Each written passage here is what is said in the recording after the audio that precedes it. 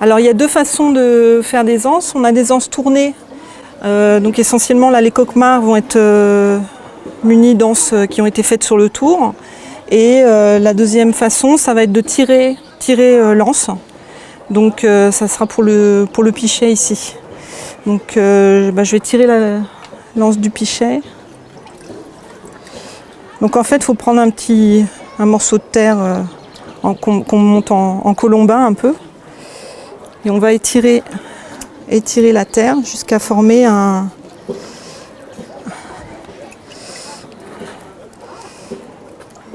élément qui sera posé. Donc en fonction de la largeur qu'on veut avoir, on la presse plus ou moins, ou alors on peut faire des anses toutes rondes ou des anses un peu plates. Donc là on va dire que c'est une anse plus plate avec une petite gorge.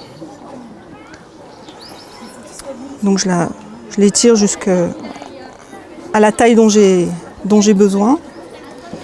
Alors ça, on peut les faire en série. Quand on fabrique les pots, en général, c'est des petites séries. Donc les anses, c'est pareil, on va en tirer une petite série jusqu'à avoir la quantité nécessaire. Voilà, et ça sert de colle. Donc ça peut servir à coller des décors et ça sert aussi à coller les anses. Donc l'anse, je la prépare toujours à l'avance de manière à ce qu'il y ait de quoi bien la coller sur une large surface. Et ensuite je la pose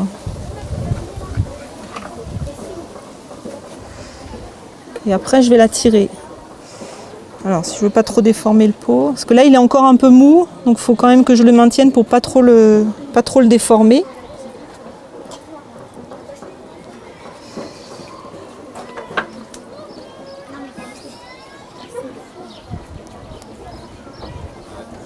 Alors on regarde si elle a un bon profil.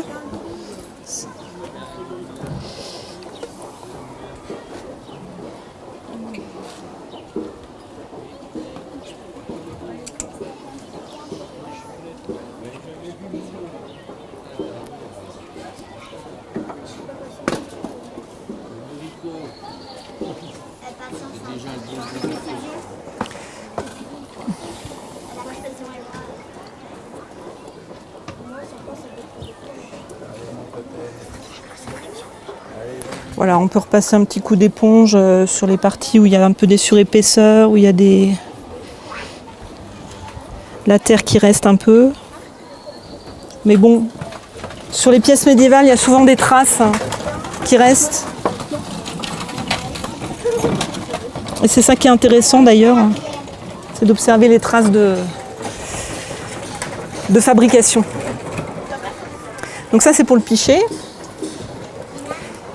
Et donc le coquemar, ça va être un peu le même principe. Et là, du coup, j'utilise l'anse qui a été tournée. Alors, du fait qu'elle a été coupée au couteau, alors ça peut être au couteau ou avec une aiguille, il y a toujours un reliquat de terre qui reste sur l'intérieur. Donc ça, en fait, on le replie.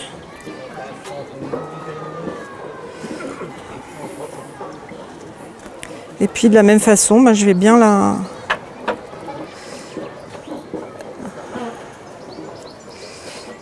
étendre une surface assez large de pose. Prendre la barbotine. Petit coup de barbotine. Alors c'est toujours posé sur le col, la partie supérieure. Alors à l'époque médiévale, on est plutôt sur la largeur du col. Plus tard, on arrive sur des poses qui se font plutôt au-dessus en fait.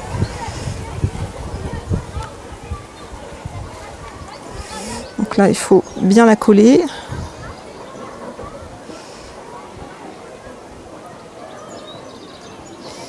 Et ensuite, donc je viens la poser plutôt au niveau de l'extrémum de la panse, soit dessus l'extrémum, soit légèrement en dessous.